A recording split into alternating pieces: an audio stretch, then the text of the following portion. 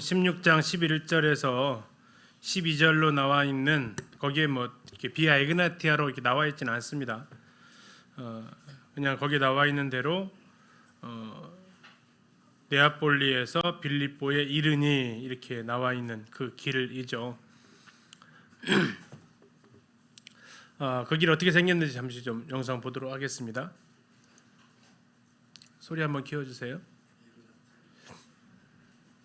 도로 에그나티아입니다. 로마 시대 도로 에그나티아. 이야, 여기가 이게 바로 2000년 전의 길이고요. 원래 이 로마는 이 식민지를 만들면은 기본적으로 길부터 만듭니다. 그렇군요. 바로 2000년 전 지금 사도 여기가? 바울이 네, 유럽의 첫 항구 네아폴리에 도착해서 이렇게 길을 이 길을 따라 이게 역사적인 길이에요. 빌립보로 향했던 2000년 전의 그 역사적인 길을 제가 지금 걷고 있습니다. 네, 이 길은 이 네아폴리에 도착한 바울이 빌립보로 가면서 걸었던 얼마나 길이 탄탄하냐면요. 길을 정복하면 제일 먼저 빠르게 식민지로 도달할 수 있는 그렇죠. 길을 닦는 것이 최우선입니다. 그렇죠. 그래서 이 사도 바울 시대 때에 사도 바울이 걷던 대부분의 길들은 바로 로마 시대 때의 길을 따라 복음을 전하러 간 거죠. 네. 네, 보통 이 1m 깊이로 파서 이 물빠짐이라든지 여러 단계를 거쳐서 잔디도 나지 않게 예, 지금 이제 이 길이 나와 있는데요. 지금 이제 노란색으로 되어진 길 보이십니다. 이렇게 이 길이 뭐냐면 빌립보에서 네아폴리로 현재 올 때 오는 그 도로입니다. 노란색으로 되어진 지금 한가운데죠. 저희들이 이제 빌립보에서 오면 이 노란 길을 타고 여기 빨간색 지점 여기가 아까 보셨던 바울 도착 기념교회가 되겠습니다. 지금 이제 이강은 박사님이 걸었던 길은 이 지도에는 안 나오고요. 도대체 어떤 길일까 늘 좀 궁금했어요. 걸어보기가 쉽진 않았고, 근데 이번에 이제 그 가기 전에 좀 조사를 좀 더 많이 해가지고 그 길을 좀 찾아냈어요. 그래서 이번에 이제 떠나기 전에 목표했던 곳이 바로 이 동그라미 안에 있는 비아 에그나티아 길을 찾아서 한번 걸어보는 게 이번에 목적 중에 개인적으로 하나였습니다. 그리고 이제 그 길을 찾았고요. 그리고 이제 그 길을 걸을 수 있었어요. 그리고 이제 도대체 어떻게 갔을까 했을 때 지금 이제 이 빨간색으로 줄을 그어 봤는데요. 이게 현재 지명도 현재 도로도 우리 예배당 앞에 있는 데가 기린대로잖아요. 여기에 빨간색으로 줄 쳐진 이 도로 이름이 뭘까요? 에그나티아입니다. 네, 여기까지예요. 그러면 왜 없을까? 여기부터는 정말 다 상점이 다 차지해가지고 길 자체가 다 없어져서 연결해 두진 않았고요. 이 길도 다 포장이 되어버렸습니다. 사람들이 사는 주거지가 되면서. 근데 어디가 남았냐면 이 산속길이 남아 있어요. 그래가지고 이번에 가셨던 분들 중에서 이 두 분을 초청을 좀 했습니다. 뒷모습 봐서 혹시 누군 잘 모르시겠죠? 앞모습을 좀 이렇게 보여드릴까요? 목바닥높게 이요한 형제님하고 영광께 이은종 형제님 두 분 그때 이제 제 뒷자리에 앉아 계셨어요. 여기는 이제 버스가 갈 수 있는 길은 아니고요. 아주 좁은 길이라서 두 분한테 제가 지금 택시 타고 비아 에그나티아 길을 가려고 하는데 혹시 가시겠습니까? 했더니 흔쾌히 가시겠다고. 하지만 이걸 광고는 할 수 없으니까 조용히 갈 테니까 숙소에다가 짐 풀고 조용히 나오십시오. 그래서 이제 세 명이서 택시 타고 이 길을 걸었습니다. 저도 같이 이렇게 걷고요. 아까 그 이강은 박사가 걸었던 길보다 더 보존이 잘 돼 있죠. 이렇게 잘 된 이유가 뭘까? 이렇게 걷다가 이걸 봤어요. 이겁니다. 이 용도가 뭘까요? 이 경사가 졌잖아요. 앞에서 봤죠? 이 경사가 이렇게 쭉 졌잖아요. 그럼 비리가 쭉 내려오면 돌이 밀릴 수 있잖아요. 그러다가 밀리지 못하게 이걸로 이렇게 경계석을 해놓은 거예요. 군데군데. 이게 몇 년 전에요? 2000년 전에 이렇게 도로 설계를 한 겁니다. 그래가지고 이제 제가 영상을 한번 찍었어요. 이 길에 이제 그 길의 입구입니다. 이 길로 지금 바울과 실라와 디모데와 누가 4명이서 여기를 걸어 올라가는 거죠. 이게 그때 당시 돌이 예, 그때 당시 돌입니다. 이 길이 지금 네아폴리에서 빌립보로 넘어가는 한 10m 정도 되네. 예, 비아 이그나티아 길입니다. 옆에 보시면 이렇게 지금 큰 돌로 또 마차가 경계석을 이렇게 다 해놨고요. 여기는 그렇죠. 여기는 돌의 산길이니까 크기가 마차가 다르잖아요. 네. 글쎄요. 그리고 이제 이렇게 해서 이제 한참 올라갔습니다. 뭐 좀 더 올라가면 이제 숨차가지고 이제 숨소리가 크게 들리는데 그 정도로 이 길을 쭉 따라서 16km 바울과 일행이 이 길을 이제 걸어가게 된 거죠. 앞에서 말씀드렸지만 출발 지점은 이스탄불입니다. 그때 당시 비잔티움이죠. 후에는 다음에 이제 여기가 로마, 이 길을 쭉 연결되어진 거. 이 사이는 이제 백길로 연결이 되어져서 비아 에그나티아, 비아가 길입니다. 비아가 길이고 에그나티아 도로이죠. 여기는 중간 중간에 로마 수비대가 상존을 합니다. 왜냐하면 조공품 같은 것을 실어서 옮기기 때문에 그런 산적이나 이런 도둑대들로부터의 보호를 위해서 수비대가 상존했고, 수비대가 있다 보니까 여행객들도 이 도로를 이용해서 여행을 했고, 그래서 바울도 이 도로를 따라서 복음을 전하게 됩니다. 총 길이가 비잔티움에서 793km의 길을 쭉 연결을 한 겁니다. 이렇게요. 이 길을 따라 사도 바울이 그대로 복음을 전합니다.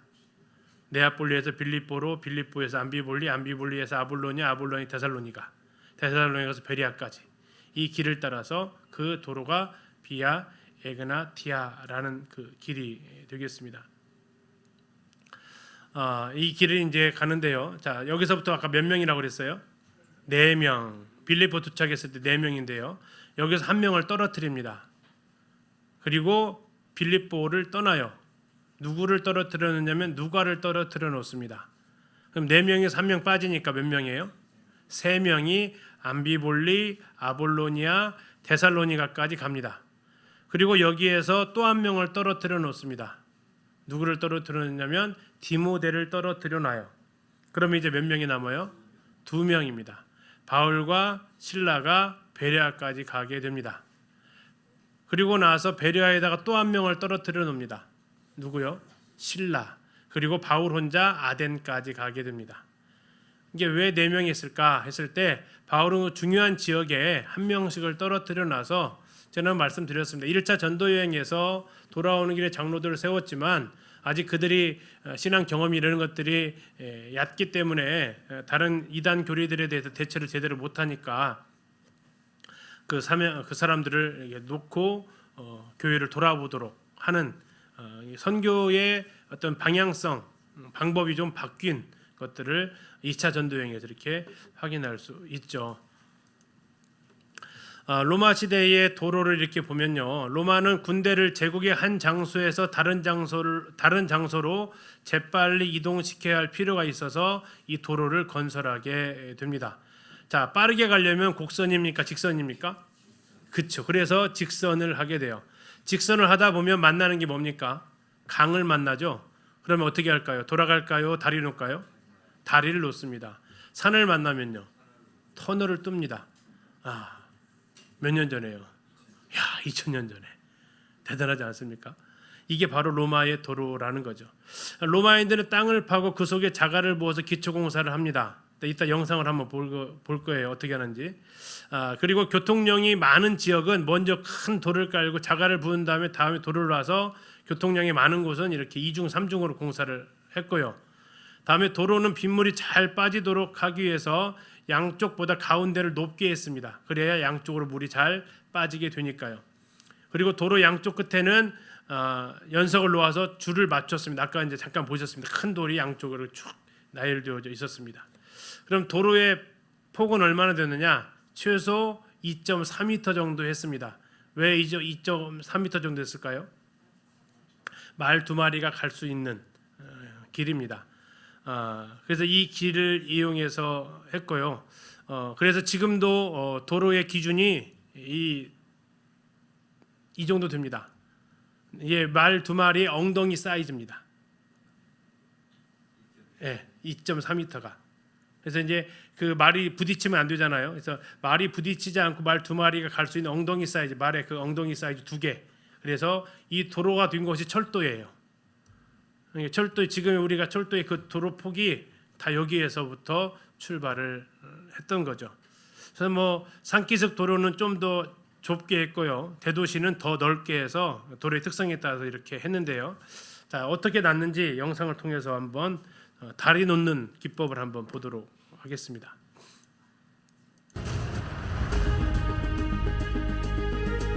지금 저는 좀 전에 보셨던 아피아 가도 첫 번째 이정표가 있는 곳에서부터 외곽으로 약 5.5km 지점에 와 있습니다. 여기 로마입니다. 걸어서는 약 1시간 정도의 거리이고요.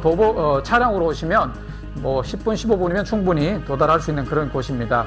이 길을 자세히 보시면 직선으로 이렇게 뻗어 있습니다. 이런 기원전 4세기 때 만들어졌던 도로인데요. 과거 로마인들이 이러한 공용 도로를 계획을 해서 지었던 목적을 크게 3가지로 이야기할 수 있습니다. 우선 첫 번째는 군사용 목적이었습니다. 당시 대제국을 형성하는 과정에 로마 군단이 그 식민지 지역까지 아주 신속하고 빠르게 이동할 수 있도록 했던 거고요. 두 번째는 교역의 목적이었죠. 마찬가지로 이렇게 잘 만들어진 도로를 통해서 물자라든지 사람들이 이렇게 손쉽게 이동할 수가 있었고, 마지막은 이 도로의 어떤 만들어진 이후에 생긴 효과라고 할 수 있는데요. 이 도로들 주변에 일정한 구간마다 우체국을 설치를 했었습니다. 그렇게 함으로써 통신을 굉장히 빠른 속도로 전달할 수 있었던 그런 효과가 있었던 거죠. 이렇게 체계적으로 잘 구축이 된 도로들을 통해서 로마는 역사상 전무후무한 위대한 대제국을 건설할 수 있었고, 이런 도로를 통해서 물자와 사람이 왕래하면서 군사, 정치, 경제적으로 비약적으로 발전하게 됩니다. 그뿐만이 아니라 나중에는 문화와 그리고 사상 그리고 종교에까지 인류 역사에 지대한 업적을 남길 수 있었습니다. 자, 이 아피아 가도가 당시 공용 도로의 표준 정도 된다고 알려져 있는데 그 표준이라고 가정을 하고요. 제가 이 도로 폭을 한번 보여드리겠습니다. 자, 이쪽에서부터 하나, 둘, 셋, 넷, 어림잡아 4m가 조금 넘는 그런 폭입니다.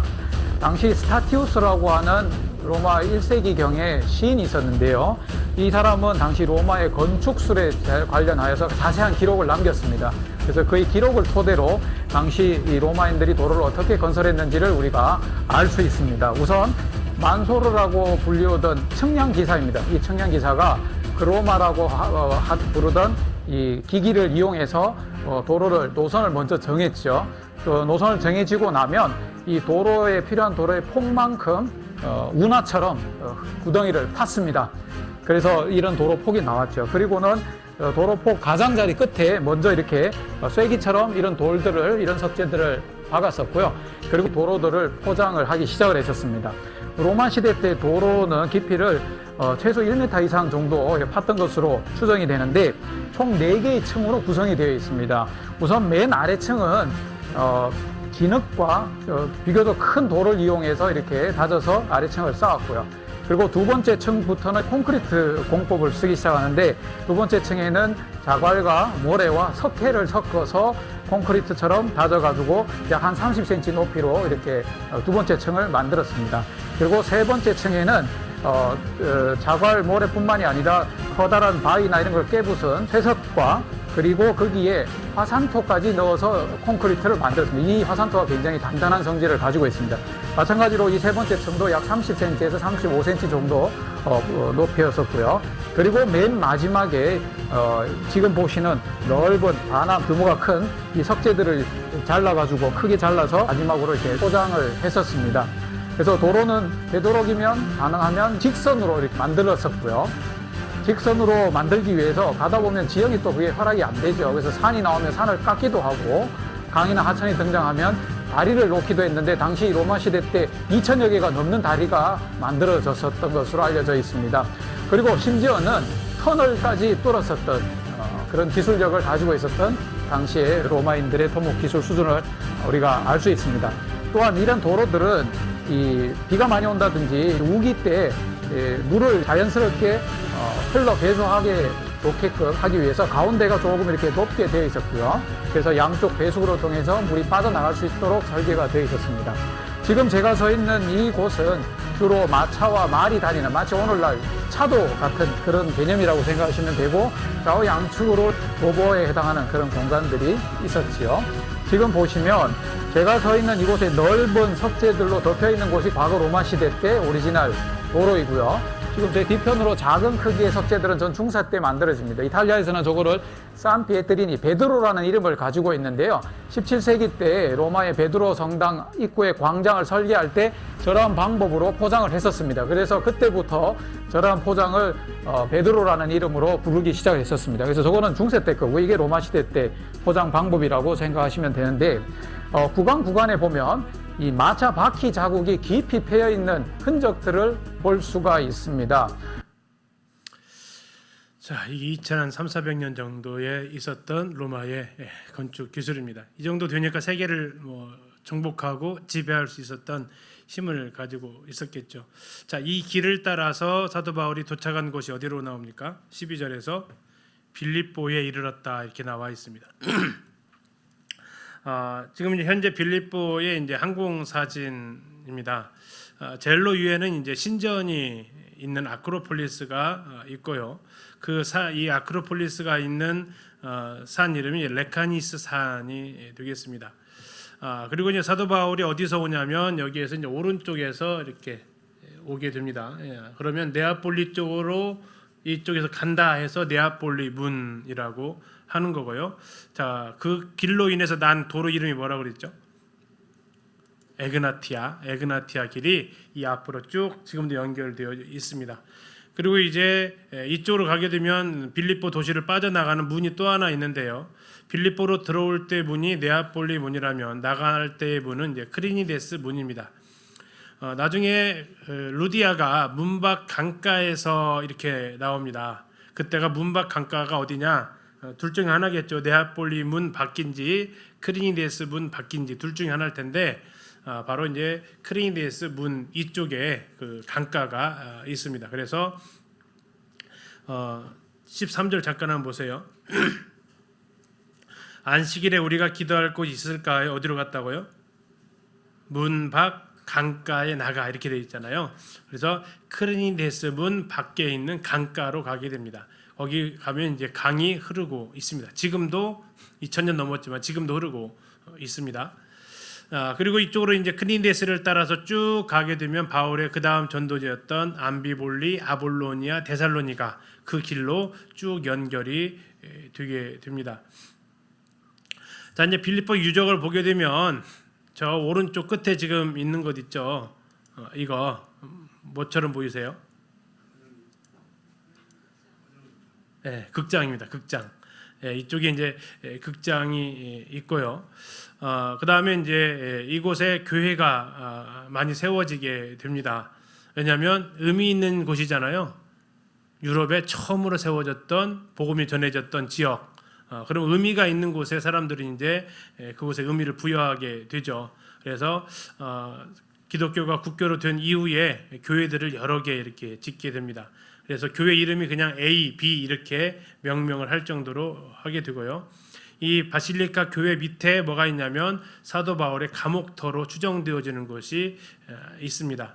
이따 한번 자세히 볼 거고요. 그리고 그 위에 여기 보게 되면 이제 박물관이 있는데 이 박물관은 이 고린도에서 유적 발굴하면서 나온 것들을 이곳에 이제 다 전시를 해놓은 것이 되겠습니다. 그리고 이제 이곳에 중요한 것 중에 하나가 이 지붕이 있는 이곳인데요. 여기가 이제 팔각형 교회, 옥타곤 교회라고 합니다. 옥타곤이 팔각형이라는 뜻입니다.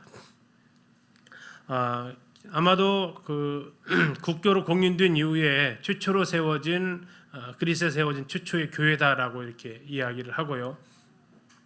이따 여기도 잠시 한번 보겠고요. 다음에 여기가 이제 사도 바울이 매를 맞았던 그 아고라가 여기에 자리하고 있습니다. 그리고 바울이 이제 심판받았던 곳이 아고라 제일 앞에 있었던 이 베마라고 하는 재판석이 여기에 있고요. 이게 이제 우리가 보고 있는 사도행전 16장의 배경이 되어지는 지역들이 바로 이제 여기가 해당이 되겠습니다.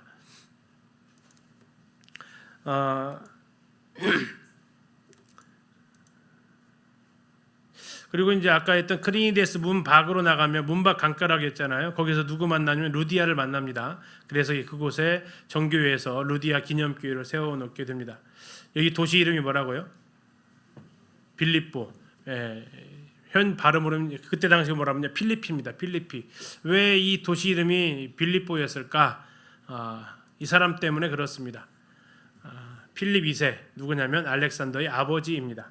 알렉산더 아버지 필립 2세가 이곳에 이제 도시 이름을 자기 이름을 따서 짓게 됩니다. 신구약 중간사에서 잠깐 언급했던 부분인데요. 그 가이사가 죽고 가이사가 후계자로 세웠던 옥타비아누스 그리고 실제적으로 자기가 후계자가 될 줄 알았던 안토니우스 이 두 사람이 가이사를 죽였던 두 사람 카시우스와 브루투스를 이제 무찌른 곳이 바로 이 빌립보 지역이 되겠습니다. 여기에서 옥타비아누스하고 안토니우스가 승리하게 되면서 이곳은 이제 승리할 수 있었던 이유 중에 하나가 뭐냐면 여기에 있었던 빌립보 사람들이 누구를 도와줬을까요? 이쪽 승자편을 도와준 거예요. 그러니까 이쪽 승자편에서는 여기에 대해서 혜택을 주게 될 수밖에 없고요. 그래서 여기를 자유시로 혜택을 주게 됩니다. 자유시로 줬다는 얘기는 세금 혜택을 면제를 해주고 여기 있는 사람들한테 로마 시민권을 부여하게 되죠. 나중에 이 빌립보에다가 처음에는 같은 편이었던 옥타비아누스하고 안토니우스가 또 싸우게 됩니다. 하늘 아래 태양은 하나밖에 없으니까요. 그런데 그 싸움에서 누가 이기냐면 옥타비아누스가 이깁니다. 그 싸움이 있었던 곳이 어디냐면 그리스 땅에 있는 악티움이라는 곳입니다.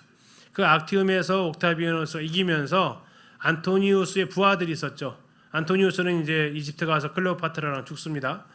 그런데 그의 부하들이 있었습니다. 자, 옥타비아누스의 선택은 둘 중에 하나입니다. 그 부하들까지 다 죽이는 것이 하나, 아니면 그 부하들을 살려주는 거 하나. 옥타비아누스 선택한 것은 살려줍니다.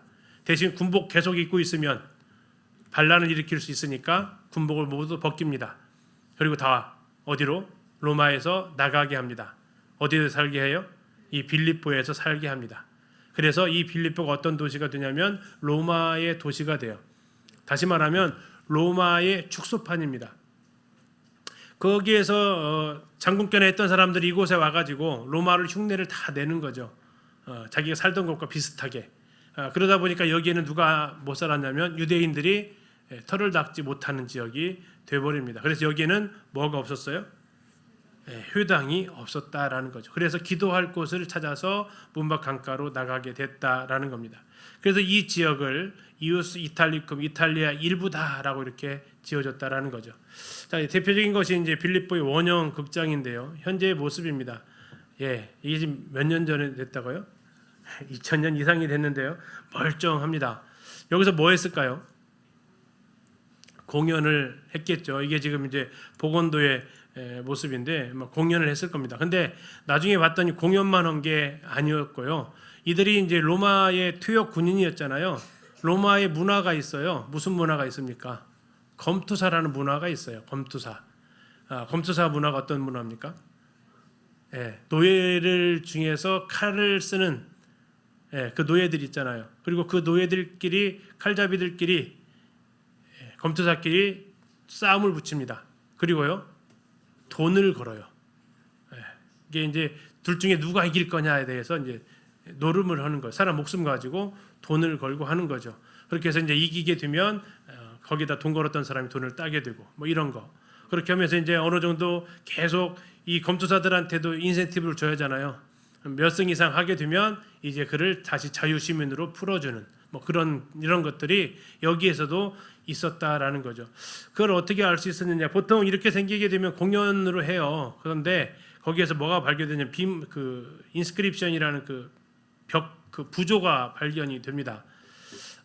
이게 지금 뭐냐면 맹수와 싸워서 이기는 장수를 뽑아가지고 그를 자기의 보디가드로 세우기 위해서 신변의 안전을 위해서 보디가드를 뽑는데 누구와 싸워 이기게 되냐면 맹수와 싸워서 이기는 사람을 이렇게 뽑았다는 얘기예요.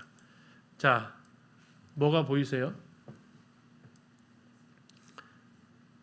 월계관입니다. 월계관. 근데 그 옆에 있는 거 보세요. 뭐가 보이세요? 예. 이 사람이 지금 칼로 싸워서 이기고 상대방의 목을 자른 것을 지금 이렇게 가지고 있어요. 자, 그럼 이 맹수와 이긴 사람의 보디가드를 뽑는데 이 맹수는 어디에 보관하느냐? 앞에서 잠시 봤는데요. 여기에 맹수우리가 있습니다. 여기에. 그래서 이제 제가 가서 사진을 찍어 봤는데요. 이렇게 생겼어요. 이 안에 맹수를 보관해 놓고요. 이게 뭐냐면 엘리베이터입니다. 이게 도로래로 돌리면 맹수가 위로 쫙 올라가요. 그리고 문을 착 열면 맹수가 이제 사람을 향해서 공격하는 그런 형태죠. 뭐 스페인에 남아 있는 투처럼 뭐 이렇게 빨간 깃발로 여기는 이제 칼을 든 검투사하고 맹수와의 싸움을 하기 위해서 이렇게 지금 이제 현재 그때 사용되었던 엘리베이터의 구조 이렇게 위로 올라가는 구조가 지금도 이렇게 남아 있고요. 그 로마 극장에 보면 이 한가운데에 그 아주 귀빈석이 있습니다. 귀빈석이 있어서 그들이 이제 그들을 위한 이 검투 경기하는 것들을 아주 관람할 수 있는 로마의 축소판이 빌립보였다라고 이렇게 보시면 될 정도로 굉장히 빌립보는 로마의 도시였습니다. 의미 있는 지역이기 때문에 교회가 많이 세워졌다고 그랬죠. 여기 가서 보면은 교회당들의 흔적들이 이렇게 볼 수 있고요. 교회당 흔적은 뭘까요? 교회당이었나 아니었나? 무슨 무늬를 찾을까요? 십자가죠. 네, 십자가 보이십니까 위에? 네. 이렇게 기둥머리 위에 이 십자가를 놓아서 이곳이 교회였다라는 것을 이제 보여주는 거고요. 지금 여기가 쓰여진 곳이 이제 앱스라고 하는 설교단이 이렇게 있는 그 좀 높이 이렇게 지어집니다. 그리고 여기가 이제 아고라인데요. 여기에서 바울을 심판하게 됩니다. 그리고 이제 바울을 매로 때리는 일들이 여기에서 이 베마에서 일어났고요. 이게 이제 아고라라고는 광장이고 많은 상점들이 있습니다. 자, 이 빌립보를 뭐라고 소개를 하고 있는지 다시 한번 12절 잠깐 한번 봐서 보겠습니다. 16장 12절에 보시면 거기서 빌립보에 이르니 이는 뭐라고 나왔어요? 마게도냐 지방의 첫 성이다라고 얘기하고 있습니다. 자, 마게도냐 지방의 첫 성이다라고 이렇게 되어져 있는 이 현판이 거기 아고라에 이렇게 쓰여져 있습니다. 이게 지금도 이 글자가 남아져 이렇게 있어요. 자, 그러면 첫 성이라는 뜻이 무슨 뜻을 가지고 있느냐? 처음이다, 첫째다. 뭐 했을 때에 그것은 가장 최고다라는 뜻도 가지고 있고요. 첫 번째다라는 뜻도 뭐 있습니다. 그래서 이제 여기에 대해서는 여러 가지 의견이 갈리는데 마게도냐 지방의 첫 번째 도시다라고 하는 뜻도 있고 제일 가는 도시다, 최고의 도시다라는 뜻도 있고요. 여기가 군사 주둔지 중에서 첫 번째 군사 주둔지 도시였다. 뭐 이런 뜻도 가지고 있습니다. 아무튼 이런 뭐 어떻게 보든지 이거 빌립보는 굉장히 중요한 도시였다라는 것을 우리가 어쨌든 확인할 수 있습니다. 이게 이제 빌립보 아고라에 이렇게 되어져 있는 근데 이 글씨를 좀 확대를 좀 했습니다. 프로방스 마케도냐라는 글자가 밑에 이렇게 새겨져 있고요. 그 옆에 아까 돌덩이가 두 덩이였잖아요. 그 옆에는 또 이렇게 되어져 있습니다. 밑에 글씨로 되어져 있습니다. 필리피라고. 그래서 마게도냐 프로방스가 이제 지방이라면 마게도냐 지방의 빌립보 이런 뜻을 가진 현판이 지금도 되어져 있습니다. 아까 여기 있는 사람들한테 무엇을 줬다 그랬죠? 로마 시민권을 줬다고 했단 말이에요. 우리가 빌립보서를 가서 보게 되면 빌립보서 3장 20절에서 뭐라고 하냐면 우리의 시민권은 하늘에 있다 이렇게 나와 있습니다. 바울이 서신서를 쓰는데 이 시민권이라는 단어는 빌립보 교회에다만 써요. 다시 말하면 빌립보 성도들은 이 시민권의 개념을 알고 있었다라는 거죠. 무슨 시민권이요? 로마 시민권. 근데 사도 바울은 그 로마 시민권을 알고 있었던 성도들한테 무슨 시민권을 소개해주고 있어요? 하늘나라 시민권을 지금 소개를 해주고 있다라는 거예요. 그러면 그 하늘나라 시민권이 있는데 아직 우리가 소유를 하고 있지 못해요.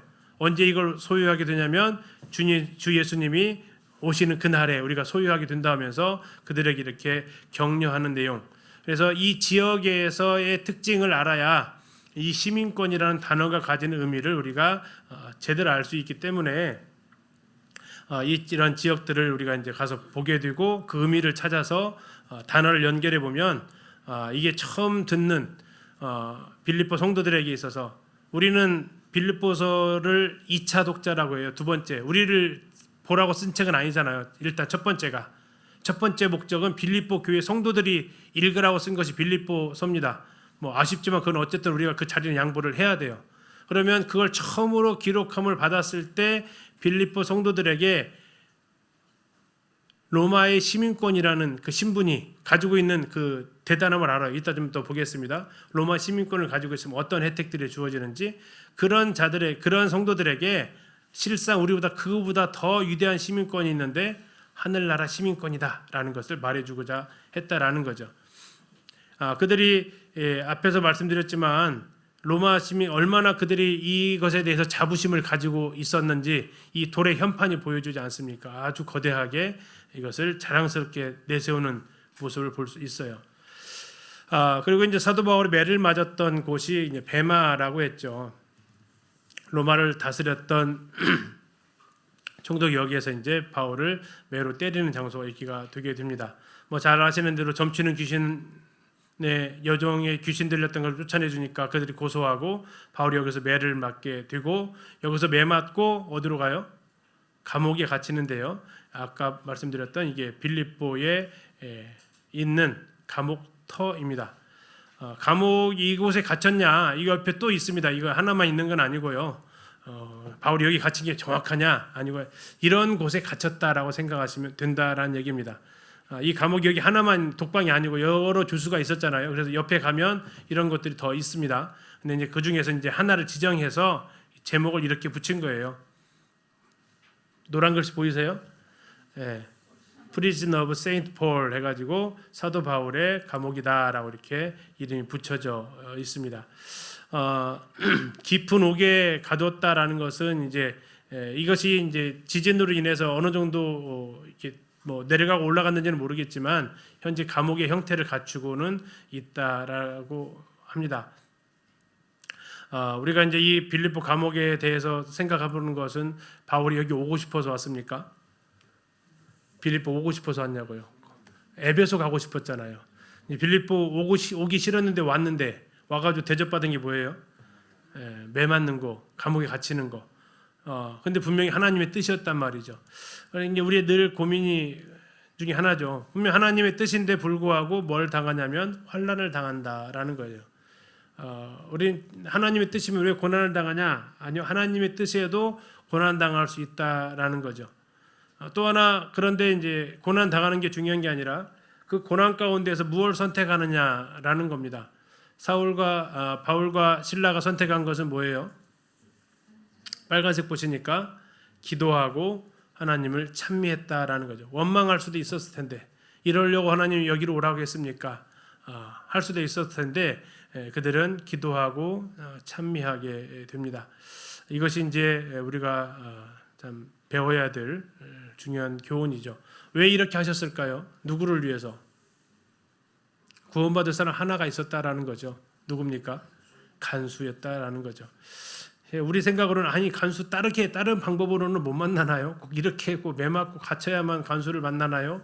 할 수도 있겠지만 어쩌면 간수가 가장 빨리 구원받는 방법은 이 길이었을 것 같습니다. 그래서 여기에서 지키고 있던 간수가 결국 구원을 받게 되는 역사가 이 장소에서 일어나게 됩니다. 사탄은 바울을 매를 때리면 아마 이제 도망갈 줄 알았는데 오히려 그곳에서 구원의 역사가 일어납니다. 결국 하나님께서는 이런 핍박도 구원의 역사를 이루시는 도구로 쓰시는 것을 생각해 보게 되고요. 자, 이것이 이제 얼마나 큰 도시였는지는 그 상점터가 발굴되면서 우리가 알게 됩니다. 이게 지금 다 상점터입니다. 건물이 몇 층으로 됐다고요? 4층 내지 5층으로 되어져 있습니다. 몇 년 전에요? 2000년 전에요. 콘크리트도 아니고 돌을 싸가지고. 우리나라는 뭐 이게 2000년 전에 어디서 살았을까요? 삼국시대도 아니고. 굉장히 대단했던 도시였구나라는 거죠. 우리가 여기서 이제 뭐 하나를 찾아볼 수 있냐면 루디아 가게를 한번 찾아볼 수 있어요. 그렇죠? 루디아가 뭐 했어요 여기서요? 옷감 장수 했으니까 여기 어디에 가게 하나 있었을 거 아니에요. 여기에 이제 뭐 돌 같은 데서 루디아라는 이름만 하나 발견되면 이제 대박인데 아직까지는 그게 발견되지 않아서 어디가 루디아 가게인지는 모릅니다. 그냥 우리가 상상만 할 수 있을 뿐이죠. 근데 아무튼 이곳 어디인가는 루디아가 여기서 옷감 팔고 있었다라는 것은 충분히 생각해 볼 수 있죠. 다음에 말씀드렸던 옥타곤 교회입니다. 이게 팔각형으로 되어져 있어요. 밀라노 칙령 이후 313년이죠.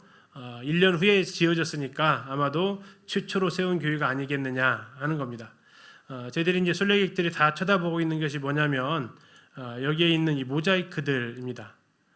자, 이 모자이크 좀 선명하진 않은데요. 이 만찬상도 있고요. 근데 이제 더 유심히 보고자 하는 것은 이 모자이크로 쓰여진 글씨입니다. 뭐라고 써 있냐면 사대 사람 포르피우스가 초대교회 지하 집회소이며 무덤터 위에 예배당을 지어 사도 바울에게 봉헌한다라는 것이 모자이크로 글씨로 쓰여져 있어요. 그러면 이 팔각형 교회 밑에가 뭐였다고 나와 있다고요? 초대교회의 지하 집회 장소였다라는 거예요. 성도들이 어디에 모였다고요? 이 예배당 밑에 모였다는 얘기예요. 그리고 거기에 뭐도 있다고요? 무덤도 있었다고요. 집회소인데 무덤도 있어요. 상상이 가세요? 이게 로마에 가면 카타콤이라는 데가 있어요. 카타콤도 역시 성도들이 모이고 한쪽은 무덤으로 썼어요. 터키에 가면 데린구유라는 곳도 있어요. 거기도 한쪽은 집회소로 쓰고 또 한쪽은 무덤이 있어요. 그러면 어디에도 이런 형태가 있었다는 얘기예요? 여기 빌립보에도 이게 있었다는 얘기예요. 성도들이 기독교가 공인받기 전에 어디에 모였다고요? 지하에 모였다라는 거예요.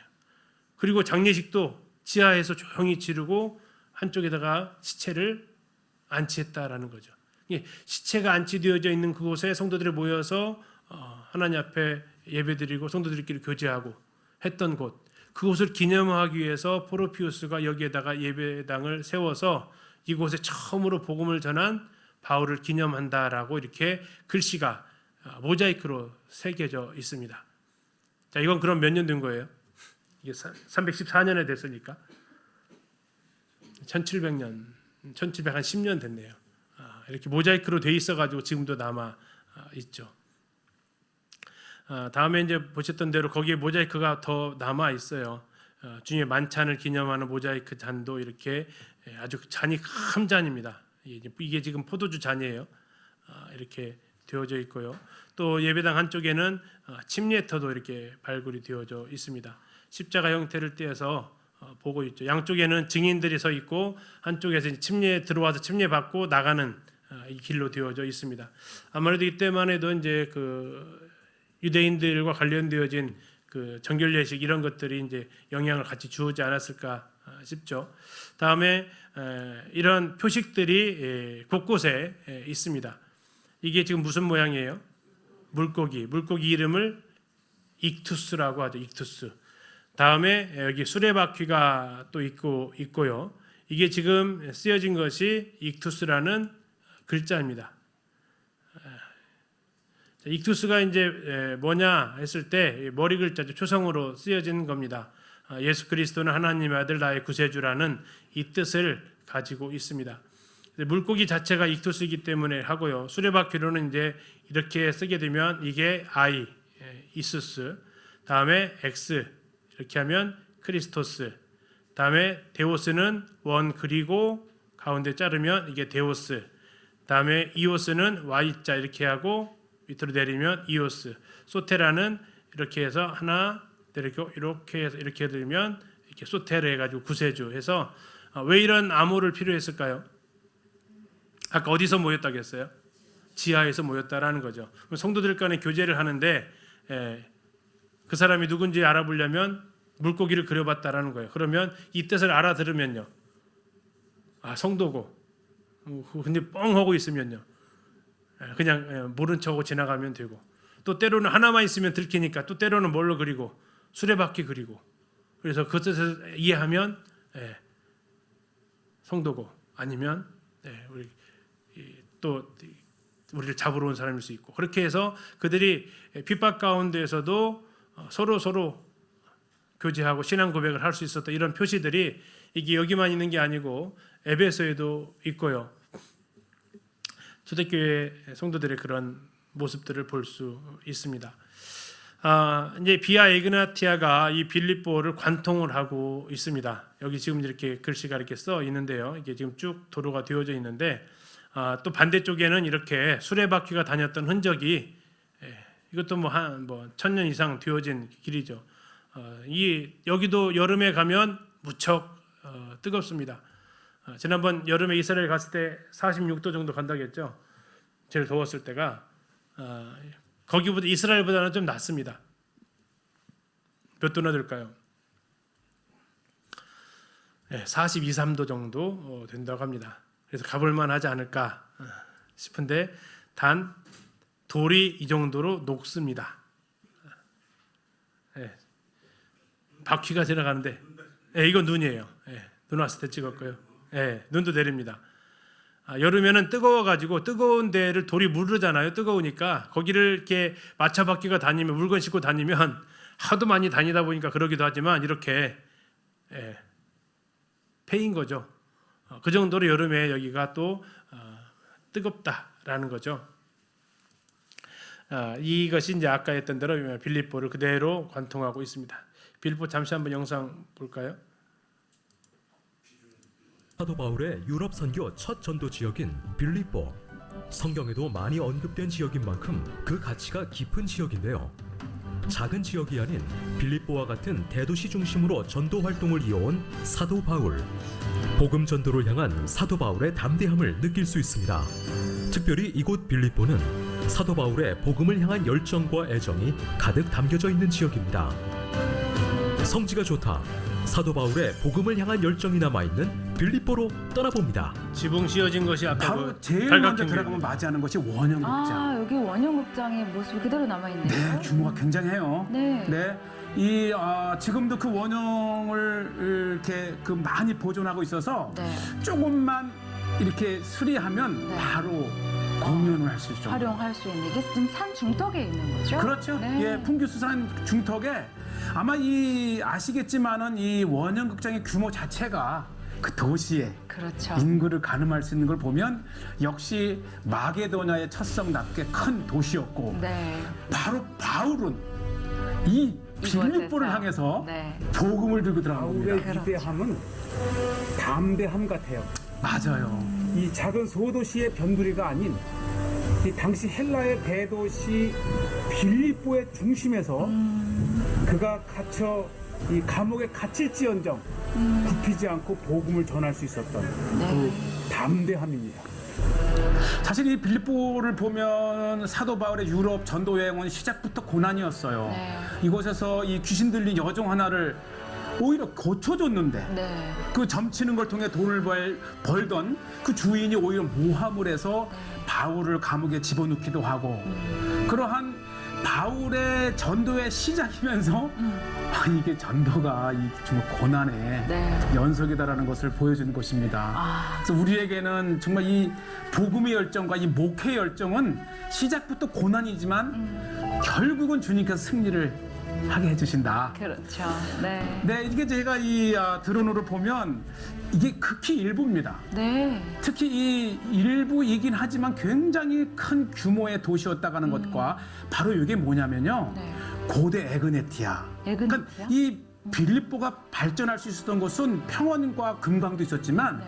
이게 이제 소아시아에서 네아폴리로 건너와서 로마로 가는 길목이에요. 아, 와, 이것이 빌립보 감옥입니다. 감옥이요. 예, 빌립보 감옥하면 네. 바로 이곳에서 복음을 전하던 바울이 바로 갇혔던 찾던 곳이잖아요. 이게 팔각형으로 이루어진 왜냐하면 이 비잔틴 시대 때 초기에 가장 그 기본이 됐던 게 팔각형이에요. 네. 그래서 예수 팔각형은 이제 부활의 수라고 보통 이야기를 합니다.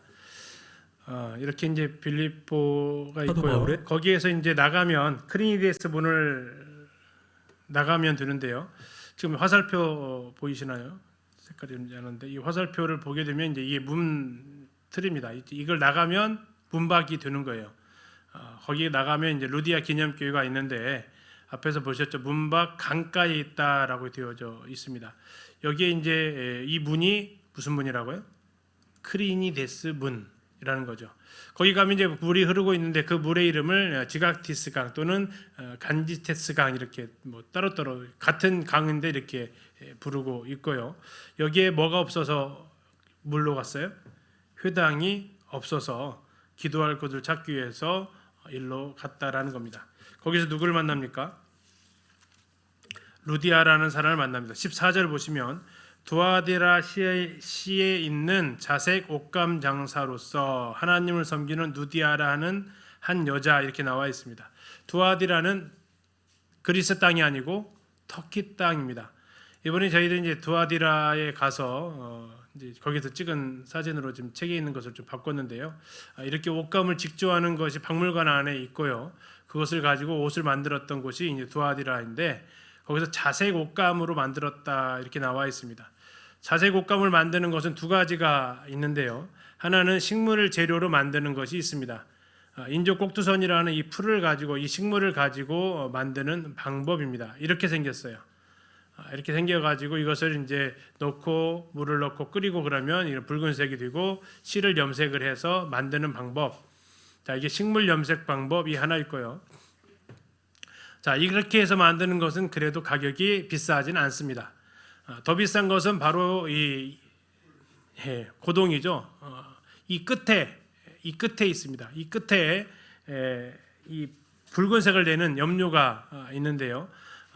여기에서 이제 나는 것을 얻기 위해서 어마어마한 이 뿔고동을 잡아야만 했고 그러다 보니까 노동력이 많이 들어가게 되고 그래서 이것은 엄청 비싼 옷감이 됩니다. 그래서 이것만 가지고 다 염색을 할 수 있었던 건 아닌 것 같고요. 1차로 이 꼭두선이 가지고 염색을 하고 2차 염색을 이런 뿔고동으로 염색을 하게 되면 황제가 입는 옷이 됩니다. 자주색 옷. 자, 보통 이 하나를 만들려면 이것이 12,000마리 정도, 12,000개 정도가 필요하다고 합니다. 자, 그러니까 그 옷 한 벌 가격이 어떨까요? 자, 오늘날의 부자다 그러면 뭘로 표현합니까? 뭔 차를 타고 다닌다, 무슨 차다, 뭐 BMW 이렇게 표현하죠. 또 무슨 아파트 산다, 뭐 이렇게 하죠. 당시 사람들이 부자다 그러면 뭘로 표현해요? 예, 누가복음 16장에 나와 있는 부자와 나사로에서 부자를 뭘로 표현하는지 혹시 기억나세요? 자색 옷을 입었다라는 걸 표현해요. 근데 우리는 그냥 색깔인다 아니 색깔을 얘기하는 게 아니고 그 자색 옷을 입었다라는 얘기는 다시 말하면 뭐예요? 엄청 부자다라는 표현을 지금 한 거예요. 근데 우리는 전혀 그렇게 와닿지 않잖아요. 이 문화를 알면 야 이게 엄청난 부자라는 걸 표현한 단어구나라는 것을 우리가 이해할 수 있다라는 거죠. 거기에 가서 만나는 강이 바로 이제 이 지각티스 강을 보게 된다라는 겁니다. 자, 이게 지금 이제 방주 모형으로 지었고 여기에서 실제로 지금도 정교회 사람들은 뭘 할까요? 세례식을 지금도 합니다. 이 강에서 아마도 여기서 누가 침례를 받았을까요? 루디아 그리고 그의 가족들 그리고 간수가 여기서 아마 침례를 받았을 것으로 보여집니다. 자, 이곳에서 이제 우리가 방금 보셨던 14절 15절에 나와 있는 15절을 한번 보세요.